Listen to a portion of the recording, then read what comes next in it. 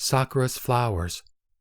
Thereupon the thought came to Sakra, let me now, in order to do worship to this discourse on Dharma, which is being taught by the holy Subhuti, conjure up some flowers and scatter them over the holy Subhuti. Sakra then conjured up flowers and scattered them over the venerable Subhuti.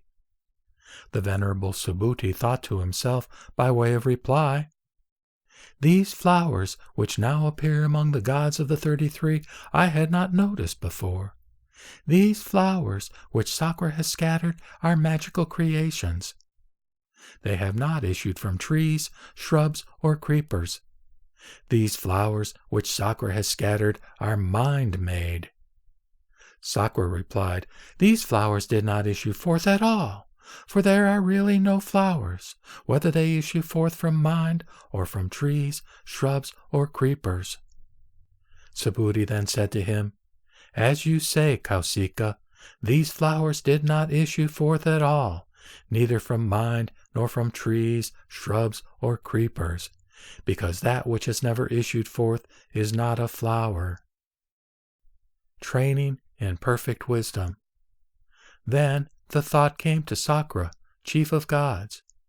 Profoundly wise, surely, is the holy Subhuti, in that he explains this merely nominal existence of all separate things, does not bring it into conflict with the norm of truth, but enlarges on it and simply expounds it. He then said to the venerable Subhuti, so it is, the Bodhisattva should so train himself therein in this insight as the holy Subhuti points out. Subhuti said, so he should. When he thus trains himself, he does not train himself in the fruit of a stream winner, nor in the other fruits of the holy life. When one trains oneself in those stages, one trains oneself in Buddhahood, or the state of all knowledge, and thereby in the immeasurable and incalculable Buddha Dharmas. Thereby one trains himself neither for the increase of form, feeling, etc., nor yet for their decrease. Nor does one train oneself to get hold of any other dharma, nor to produce one, or to make one disappear. When he trains thus, a bodhisattva trains in all knowledge, and he shall go forth to all knowledge.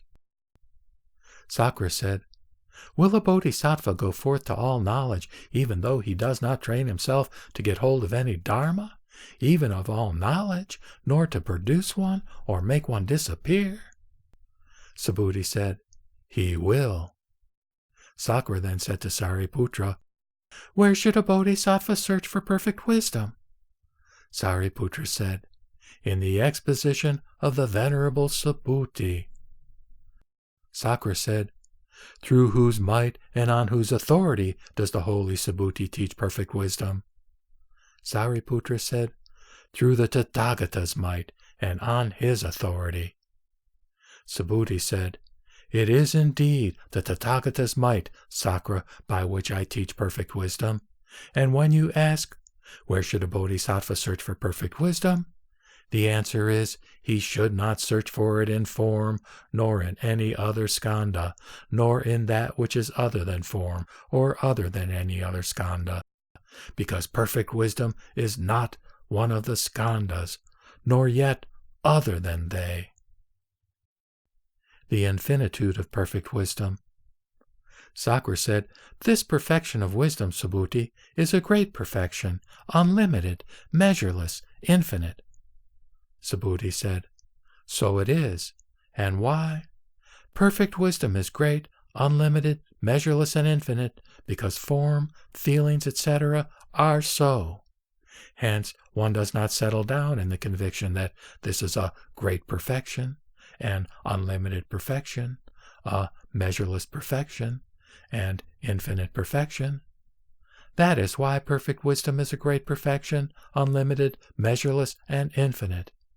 Perfect wisdom is an infinite perfection because objects as well as individual beings are infinite. Perfect wisdom is an infinite perfection because one cannot get at the beginning, middle, or end of any objective fact, since as a dharma it has no own being. Moreover, perfect wisdom is an infinite perfection, because all objective facts are endless and boundless, and their beginning, middle, or end are not apprehended.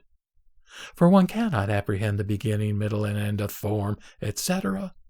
In that way, perfect wisdom is an infinite perfection by reason of the infinitude of objects. And further again, a being is endless and boundless, because one cannot get at its beginning, middle, or end. Therefore, perfect wisdom is an infinite perfection by reason of the infinitude of beings. Sakra asked, "How is it, holy Subhuti, that perfect wisdom is an infinite perfection by reason of the infinitude of beings?" Subhuti said, "It is not so because of their exceedingly great number and abundance."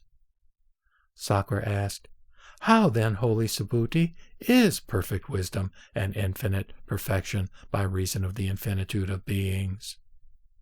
Subhuti said, "What factual entity does the word being denote?"